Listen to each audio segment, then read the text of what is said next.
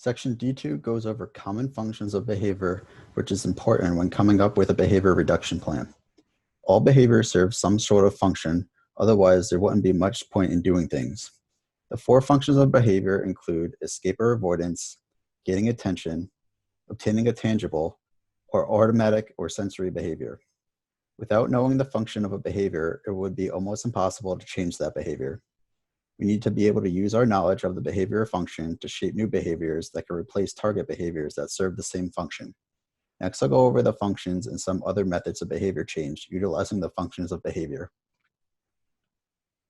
One function of behavior that you might run into when working with students is escape or avoidance behavior. We'll have behaviors to avoid or escape work or demand.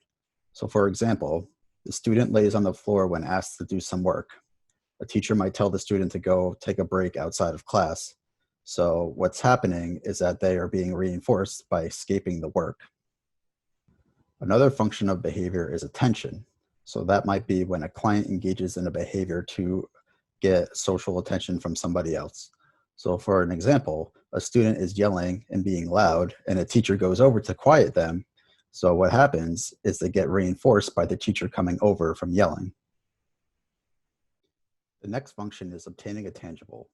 So that's when a client engages in behavior to gain access to an item or an activity. So for example, the client hits a therapist to get edibles. The therapist will then give the client edibles after they hit them. And the last function we're going to talk about is sensory or automatic behavior. So for that, the client engages in behavior which produces a sensory stimulation to the part of their body. So for example, the client sucks on their thumb. This behavior occurs when the client is alone or getting attention from a therapist. So the client sucking their thumb is reinforcing themselves from that feeling that they feel. So there may be some behaviors that serve multiple functions. So they start out serving one function and then they might become maintained by another function. So for example, with the client sucking on their thumb during a session and they're receiving attention and when they are alone. The therapist gives the client a demand and the client sucks on their thumb, the therapist will start to remove that demand. So the client learns to suck their thumb when they want to escape demands put in place by the therapist, but it also serves the function for automatic sensory behavior as well. So now that we know the functions, we're going to talk about a little strategies we could use for decreasing certain behaviors maintained by different functions. So for escape maintain behavior, with proactive strategies that are happening before the behavior happens, we could do functional communication training, we could offer them choices, we could change the task difficulty or the duration, or changing the cue delivery, which is how we present a direction. So those are things that we could do before the behavior that might help with the function. Some reactive strategies that happen after the behavior that might help decrease the behavior are a differential reinforcement of other behaviors, a differential reinforcement of alternative behaviors, escape extinction, and token reinforcement, which we will talk about those in another section. So some strategies used with behaviors maintained by attention. So proactive strategies that we could use are functional communication training to teach them appropriate ways how to ask for attention. We could enrich the environment by making it easier for them to interact with everybody and anything that they have to. And non-contingent attention that can be used to satiate them for attention. So for reactive strategies, we could use differential reinforcement of alternative behaviors, which is teaching them a different behavior besides the ones they're using inappropriately to get attention.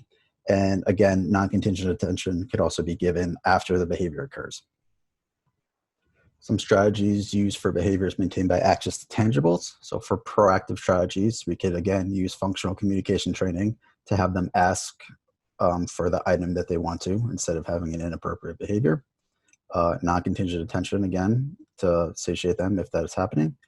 We could also schedule time for delivery of the tangible by having them wait for something if they need to. We could offer them choices so they're not only stuck on one item, and alternative choices for work if they need to.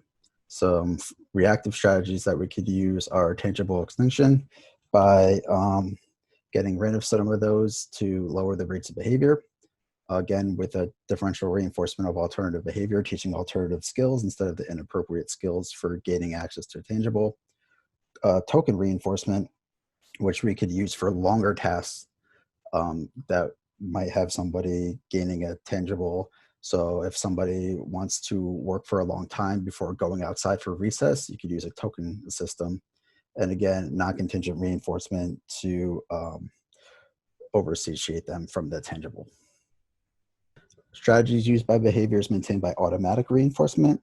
These are a little bit harder because the person themselves is maintaining that behavior with the self-stimulatory reinforcement.